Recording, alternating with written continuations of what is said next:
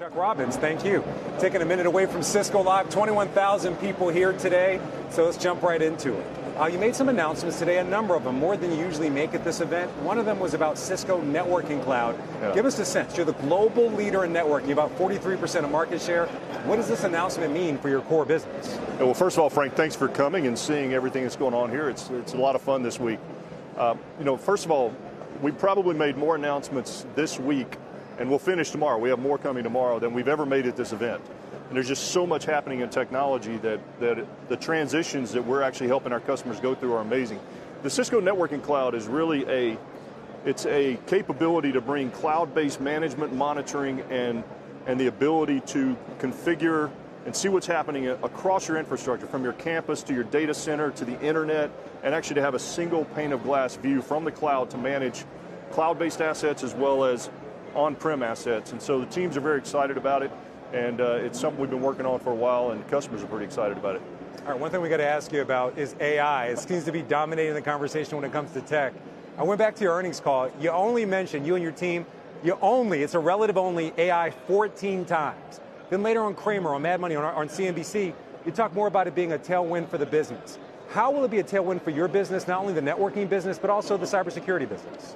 Yeah, it's a great question, and Frank, I've told my team, I said, look, let's talk about AI when we have something tangible to deliver, because everybody's talking about AI just randomly, and I think it's important to be able to talk about it as it relates to something you're doing specifically today. Otherwise, it's just noise. And so there's one big opportunity for us, which is the infrastructure underneath these GPU networks that are being built first by the major hyperscalers, and we talked about in the earnings call that we are already the infrastructure layer for a few of those that are being brought up. It'll probably move into financial services after that. So building new technology, there's new innovation coming that actually does a whole lot of work around sort of the reliability of the traffic flows and things like that. But today in security, we also announced some really significant announcements in security that the customers are super excited about. And one area that we talked about was how we're using generative AI to create a policy assistant. Security policy can be very complicated. So giving our customers the ability to actually use a human interface, and then we translate that to the technical configuration, and then we allow them to review it. So we announced Policy Assistant. We also announced Security Operations Center Assistant, so which will help you actually diagnose problems that are going on in your infrastructure and actually engage with you and help you get to the right outcome of what's really happening and how to remediate. Chuck, Tyler Matheson here. Good to see you.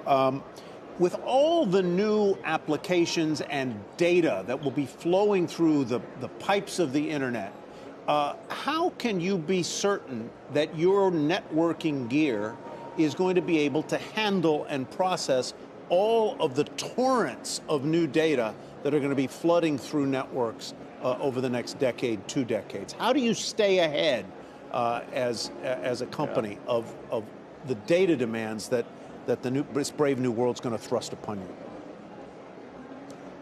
So Tyler, it's great to be on the show, and thank you for the question.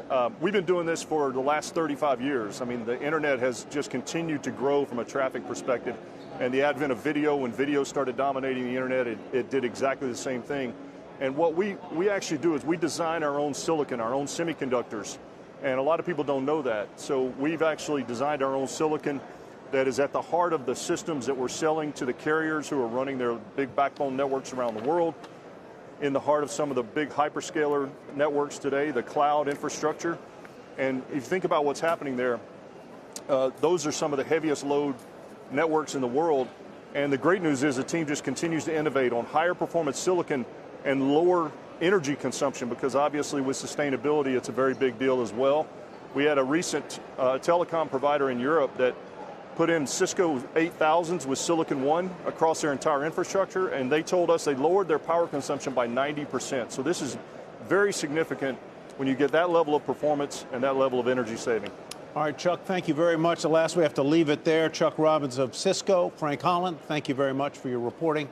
We appreciate it.